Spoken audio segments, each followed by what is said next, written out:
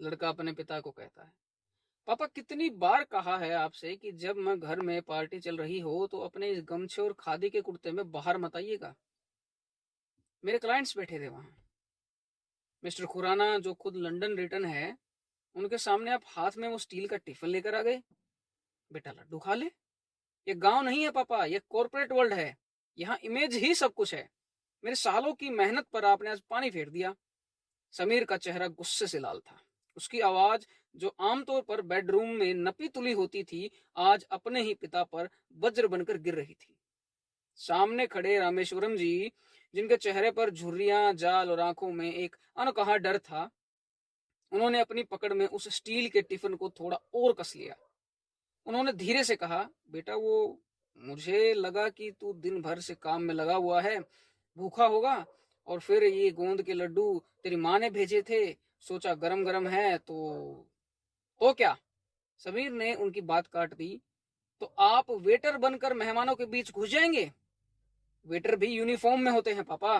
आप समझ क्यों नहीं रहे? मेरा स्टेटस, मेरा रुतबा, यह सब मैंने अपनी मेहनत से बनाया है। आपके उस खेत की मिट्टी यहाँ के इटालियन मार्बल पर शोभा नहीं देती। प्लीज, अब आप अपने कमरे में ही रहिए, मुझे और तमाशा नहीं करना। समीर झगड़े से मूढ़ा और ड्राइंग रूम की तरफ चला गया, जहां धीमी आवाज में जैज संगीत बज रहा था और शहर के नामी ग्रामी लोग वाइन के ग्लास टकरा रहे थे। रामेश्वरम जी वही खड़े रह गए। उनकी आंखों के कोर गीले हो गए, पर उन्होंने उन्हें बहने नहीं दिया। उन्होंने चुपचाप अपने कमरे का दरवाजा बंद किया और बिस्तर के किनारे बैठ गए।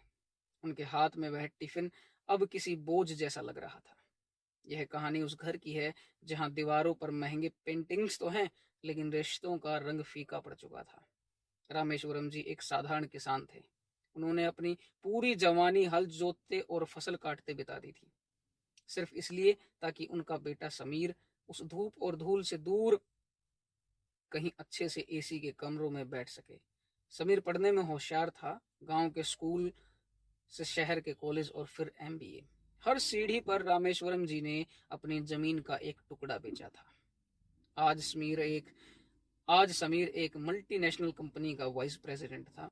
उसके शहर के पोश इलाके में पेंट हाउस लिया हुआ था। जब उसने रामेश्वरम जी को अपने पास रहने के लिए बुलाया था, तो गांव में सबको लगा कि रामेश्वरम का बुढ़ापा सुधर गया है। लेकिन हकीकत इस चार दीवारी के भीतर कुछ और ही थी। पार्टी बाहर शबाब पर थी। मिस्टर खुराना और समीर के बॉस थे और आज के मुख्य अतिथि भी थे। सोफे पर बैठे थे। समीर हर मुमकिन कोशिश कर रहा था कि उन्हें इम्प्रेस करने। समीर, तुम्हारी प्रेजेंटेशन तो अच्छी थी, लेकिन असली टेस्ट तो अब है। हमें उस जापानी डेलीगेट्स के साथ डील साइन करनी है।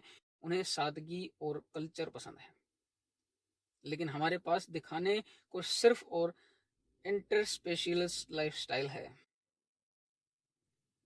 उन्हें सादगी और कल्चर पसंद है, लेकिन हमारे पास दिखाने को सिर्फ ये आर्टिफिशियल लाइफस्टाइल है। मिस्टर खुराना ने वाइन का घूंट भरते हुए कहा। समीर ने हंसते हुए कहा, सर आप चिंता ना करें, मैं सब हैंडल कर लूंगा। हम उन्हें बेस्ट 5 स्टार होटल में डिनर कराएंगे। तभी समीर की पत्नी निमिता रसोई से बाहर आई। उसने समीर को इशारे में साइड में बुलाया। समीर, पापा जी ने सुबह से कुछ नहीं खाया है, मैं उनके लिए खाने कमरे में भिजवा रही हूँ। समीर ने चिढ़कर कहा, हाँ भिजवा दो, और देखना वो बाहर ना आए। खुराना सर अभी भी यही हैं। रामेश्वरम जी अपने कमरे में खिड़की के पास बैठे थे। खिड़की से शहर की जगमगाती रोशनी दिख रही थी, लेकिन उन्हें अपने गांव का वह दिया याद आ रहा था जो आंधी में भी फड़फड़ाता रहता था। उन्हें लगा कि शायद वे वहां आकर गलत कर गए। बेटा बड़ा आदमी बन गया, अब उसे बाप की नहीं, एक अदृश्य साये की जरूरत है जो रहे तो सही पर दिखाई ना दे। अचानक समीर के कमरे की बिजली चली गई। बैकअप जनरेटर में कुछ तकनीकी खराबी आ गई। पूरा पेंट हाउस अंधेरे में डूब गया। लिफ्ट बंद, ऐसी बंद। मेहमानों में थोड़ी खलबली मच गई। समीर पसीने पसीने हो गया। वह फोन पर मेंटेनेंस वालों को चिल्ला रहा था, पापा। नमिता की आवाज आई, पापा आप कहाँ हैं?